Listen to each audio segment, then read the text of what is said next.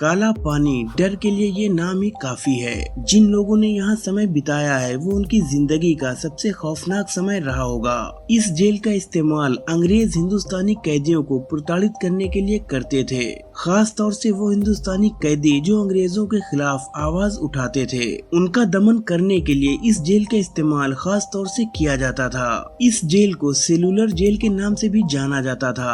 आखिर इस cellular jail का निर्माण किसने कराया था? यहाँ अंग्रेज कैदियों के साथ ऐसा क्या करते थे कि इसके नाम से लोग कांप जाते थे? जानेंगे आज के वीडियो में इस जेल की हर एक बात। बस बने रहिए आप हमारे साथ इस वीडियो में बिल्कुल आखिर तक। दोस्तों, सेलुलर जेल भारत के एक केंद्र शासित प्रदेश अंडमान निकोबार की राजधानी पोर्ट ब्लेयर में मौजूद है। ये हिस्सा सीधे सीधे भारत की भूमि से नहीं जुड़ा है, बल्कि चारों तरफ समुद्र से घिरा हुआ है। ये भारत के प्रायद्वीप समूह का एक हिस्सा है। इस जेल के चारों तरफ कई किलोमीटर तक विशाल समुद्र की गहराइयां मौजूद हैं। यानी कोई कैदी यहाँ से छूटकर भागने की कोशिश करेगा तो डेफिनेटली पानी में डूबकर मारा जाएगा। इसीलिए इसे काला पानी कहा जाता है। भारत में जब स्वतंत्रता संग्राम चल रहा था, तब स्वतंत्रता संग्राम में हिस्सा लेने वाले सेनानियों को प्रताड़ित करने, खौफनाक और दर्दनाक सजाएं देने के लिए इस जेल को अंग्रेज न केवल इस्तेमाल करते थे, बल्कि इसका डर भी फैलाया करते थे। साल 1857 में जब देश में अंग्रेजों के खिलाफ क्रांति हुई थी, उसके बाद ही अंग्रेजों के दिमाग में इस जेल को बनाने की योजना घूमने लगी। साल 1896 में उन्होंने अपनी प्लानिंग को इम्प्लीमेंट करना शुरू किया और इस जेल का निर्माण कार्य शुरू कर दिया। अंडमान निकोबार में जब काला पानी की जेल को बनाने का काम शुरू हुआ, उस समय इस टापू पर भयंकर जंगल हुआ करता था। इस टापू के जंगलों में खतरनाक कीड़े मकोड़े, सांप बिच्छू भी मौजूद रहते थे। खतरनाक मच्छरों की फौज यहाँ काम करने वालों के लिए मौत का कारण बन जाया करती थी। यहाँ सबसे पहले अंग्रेज अधिकारियों के रहने के लिए मकान बनाए गए, कमिश्नर हाउस बनाया गया और चर्च बनाया गया, और पूरी की पूरी जेल पर नजर रखने के लिए जेल के बीचों बीच एक बड़ा सा टावर बनाया गया। इस टावर पर खड़े होने के बाद सारी जेल पर नजर रखी जा सकती थी। इस टावर के ऊपर खतरे का सायरन देने के लिए बड़ा सा घंटा लगाया गया था। जब भी जेल में आपातकाल वाली स्थिति पैदा होती थी तो इस घंटे को बजा दिया जाता था। डेफिनेटली ये घंटा कैदियों के लिए किसी चेतावनी और पैनिक से कम नहीं होता था। इसके बाद इस जेल में कमरों का निर्माण शुरू हुआ। कमरों का निर्माण शुरू करने के लिए जेल में 7 ब्रांचों का निर्माण किया गया। ये सभी बिल्डिंग 3 मंजिला बनाई गई। इस पूरे जेल में इस प्रकार 696 सेल बनाई गई। उस दौर में इस जेल को बनाने में 5,17,000 रुपए का खर्च आया।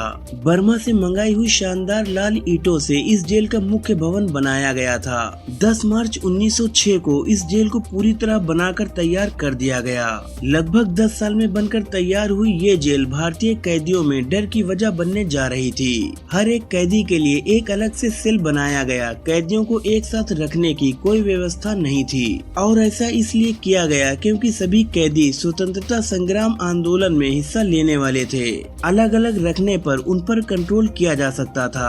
अगर इन्हें एक साथ रखा जाता तो हो सकता था कि वो कोई न कोई योजना बना लेते।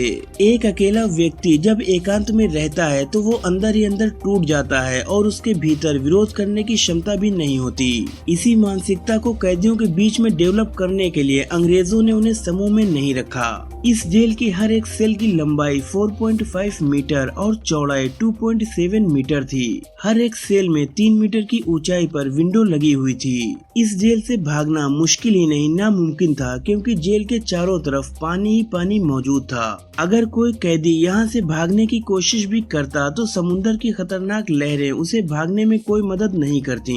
लेकिन इसके बावजूद भी इस जेल से कुछ कैदियों ने भागने की कोशिश की, पर वो सफल नहीं हो पाए। कहते हैं कि एक बार यहाँ से एक साथ 200 कैदियों ने भागने की कोशिश की, लेकिन सभी को पकड़ लिया गया। जेल से भागने की कोशिश में यहाँ के जेलर ने एक बार 87 कैदियों को फांसी पर लटकाने का हुक्म जारी कर दिया। बहुत से कैदी ऐसे थे जिन्होंने इस जेल की यातनाओं को सहन करते करते आत्महत्या भी कर ली। यहाँ आने वाले कैदियों को अलग अलग तरीकों से प्रताड़ित और परेशान किया जाता था। इसके अलावा सभी कैदियों को 20 पाउंड नारियल और सरसों दिया जाता था, जिससे कि वो उसको कोल्हू में पेर कर तेल निकाल सकें। जो कहने के बाद ऐसा नहीं करते थे या नहीं कर पाते थे, उन्हें बुरी बुरी तरह पीटा जाता था, उन्हें कोड़े खाने पड़ते थे और इतना ही नहीं, उन्हें लंबे समय के लिए लोहे की जंजीरों में जकड़ लिया जाता था। जो कैदी यहाँ काम करते थे उन्हें कई घंटों तक पिसाई करने वाली मिल में काम कराया जाता था।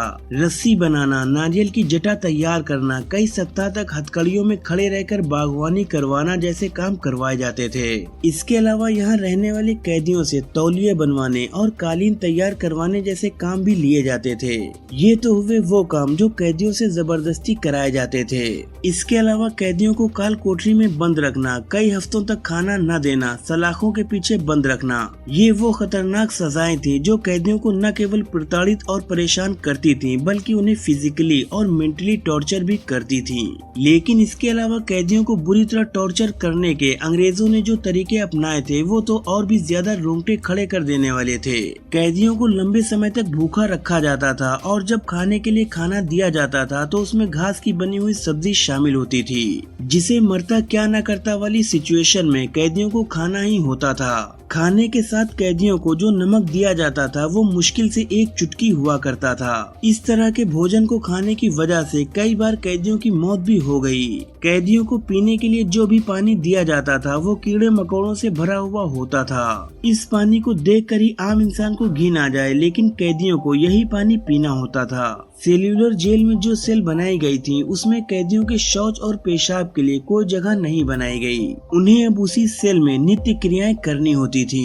कैदियों को 2 बर्तन दिए जाते थे, जिसमें से एक बर्तन में खाना खाते थे और दूसरे बर्तन का इस्तेमाल शौच के लिए करते थे।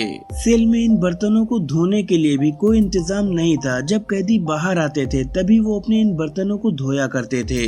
सेल के भीतर कैदियों को सोने के लिए किसी तरह का बिस्तर नहीं दिया जाता था, उन्हें जमीन पर ही सोना होता था। मौसम चाहे कैसा भी हो, उन्हें पक्के सेल के भीतर ही अपना समय बिताना होता था।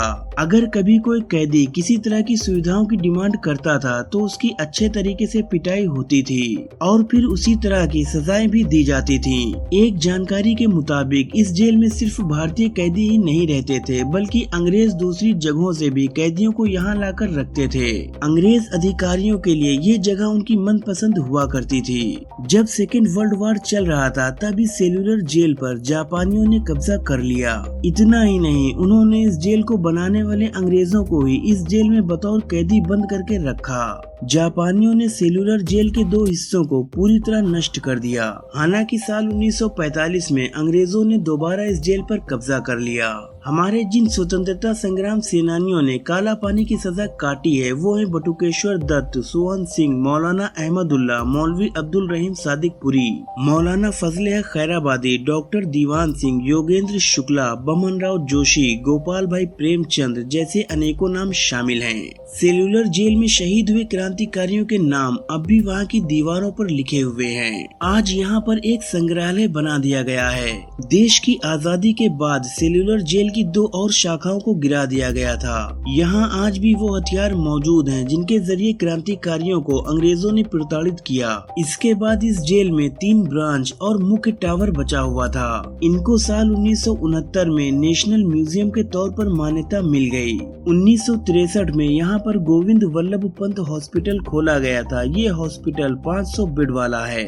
इस हॉस्पिटल में 40 डॉक्टर तैनात हैं जो पीड़ित मानवता की निस्वार्थ सेवा करते रहते हैं। दोस्तों, क्या आप इस जेल में विजिट करने के इरादे से जाना चाहेंगे? अपना जवाब हमें कमेंट्स में जरूर दें। वीडियो अच्छी लगी हो तो लाइक करें, शेयर करें और आगे भी ऐसी ही नॉलेजफुल वीडियोस देखने के लिए हमारे चैनल को सब्सक्राइब करके बेल आइकन को जरूर प्रेस कर दें। शुक्रिया।